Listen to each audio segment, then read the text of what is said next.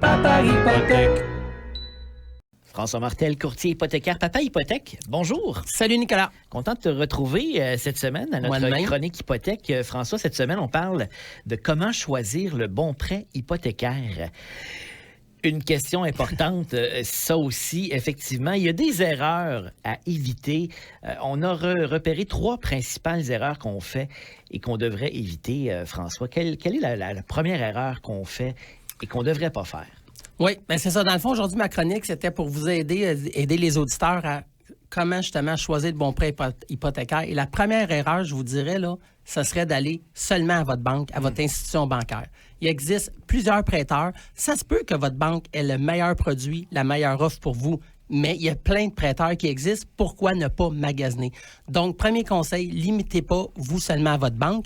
Et en plus, en faisant affaire avec un courtier hypothécaire, l'avantage, c'est qu'on a plusieurs prêteurs qui sont exclusifs au courtier hypothécaire, qu'il faut vraiment passer par un courtier pour y avoir accès. Donc, des offres que nous, on ne peut pas avoir tout seul. Il faut faire affaire avec vous pour que ces offres-là nous soient présentées. Oui, bien 2 choses pour répondre à ta question. Oui, pour les prêteurs exclusifs, ça, il faut faire affaire avec un courtier hypothécaire. On en a plusieurs. On appelle ça les prêteurs virtuels, si vous en avez entendu parler, mais c'est des banques canadiennes, des prêteurs canadiens et tout ça, qui ont le siège social pour la plupart à Montréal. Et la deuxième chose, même avec les banques que vous connaissez, bien souvent, la plupart du temps, on a des taux, nous autres, privilégiés, des taux meilleurs à cause du volume qu'on négocie. Donc, toi, si tu es tout seul à ta banque, là, ton pouvoir de négociation sur ton taux d'intérêt n'est pas aussi fort que le courtier hypothécaire, qu'on amène une grosse enveloppe à chaque prêteur. Et François, on en parlait dans une capsule précédente, quand on parlait du métier de courtier hypothécaire, du fait qu'au Québec, on utilise un peu moins les services des courtiers hypothécaires qu'ailleurs au Canada. Puis on se posait la question ensemble, mais pourquoi? Parce que justement, on se rend bien compte qu'en ne faisant pas affaire avec vous, on peut passer à côté d'offres extraordinaires. Oui, tout à fait.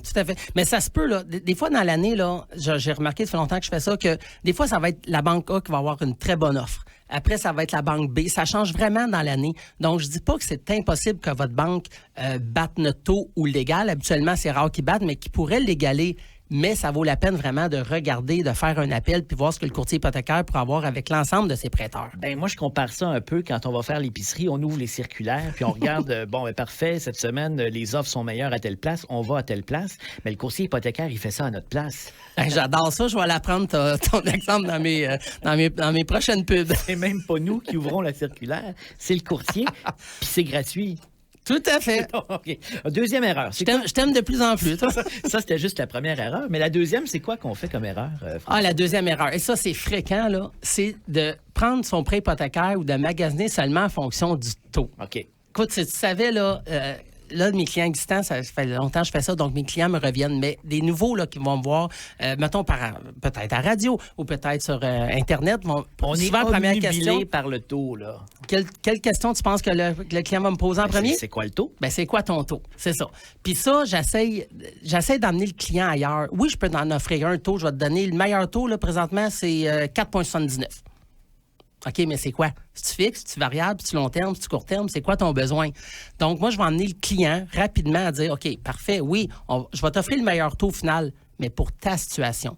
Donc, qu'est-ce que tu as de besoin? C'est-tu court terme, c'est-tu long terme? Tu veux-tu une marge? Tu veux-tu faire des rénovations? Ouais. Donc, deuxième erreur à éviter, arrêtez d'y aller seulement avec le taux d'intérêt parce que ça pourrait être pénalisant si ce n'est pas le bon produit pour vous. Donc, on fait une réflexion plus globale sur nos besoins. Exactement. Et François, la troisième erreur à éviter? Bon, je vais aller rapidement là-dessus, mais ça serait de donner toute l'information à votre courtier hypothécaire, OK? Cachez rien. Nous autres, on est là vraiment pour vous trouver le meilleur produit au meilleur taux, comme on le dit, mais si on ne sait pas tout, et on va tout savoir. Donc, oui. Ben, c'est ça que j'allais dire, c'est que même si on veut cacher, j'ai telle affaire que je suis pas tellement fier ou pourquoi que je suis à 600, on parlait de la semaine dernière des taux, de cacher, mais évidemment, les banques et toi, vous allez tout savoir. Là. Ben c'est ça. L'exemple que je donne, là, j'en ai 2, c'est au niveau du bureau de crédit. Au bureau de crédit, là, oui, on va tout voir. Ça, c'est sûr, on va tout voir. Donc, des fois, je demande aux clients, tu sais, je fais le dossier là, en personne, au téléphone.